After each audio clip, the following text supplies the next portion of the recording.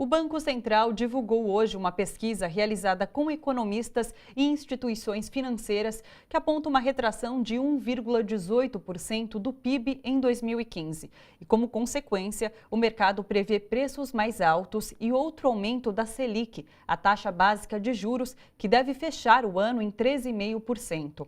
O economista Guilherme Melo explica quais são os impactos disso no bolso do trabalhador. Vamos ver.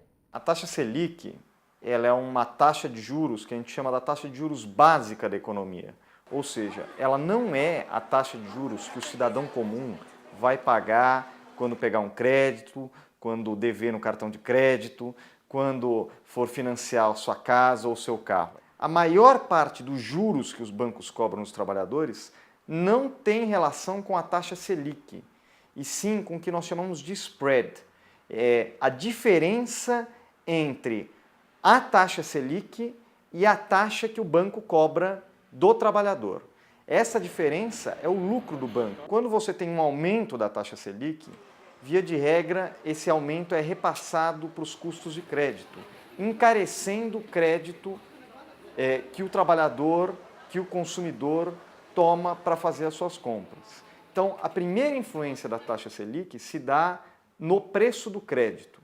A segunda influência da taxa Selic se dá na decisão dos empresários. Quanto mais alta a taxa de juros básica da economia, mais caro para o empresário tomar crédito para fazer o investimento e também maior a rentabilidade mínima que esse empresário exige para fazer esse investimento.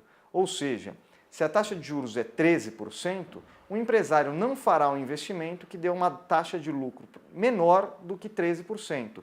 Esse não é necessariamente o melhor instrumento para o combate à inflação. Depende muito de que tipo de inflação a gente está falando. Se nós estamos falando de uma inflação de demanda, ou seja, quando a demanda pelos produtos está crescendo muito acima da capacidade do país de ofertar esses produtos, aí uma elevação na taxa Selic pode realmente ter algum efeito sobre os preços. No caso brasileiro, onde a economia tem crescido pouco, onde a economia está estagnada há algum tempo, o tipo de inflação que a gente encontra no Brasil tem muito pouco a ver com o aumento de demanda. Portanto, o aumento da taxa de juros não é capaz de combater esse tipo de inflação que está vigorando no Brasil hoje.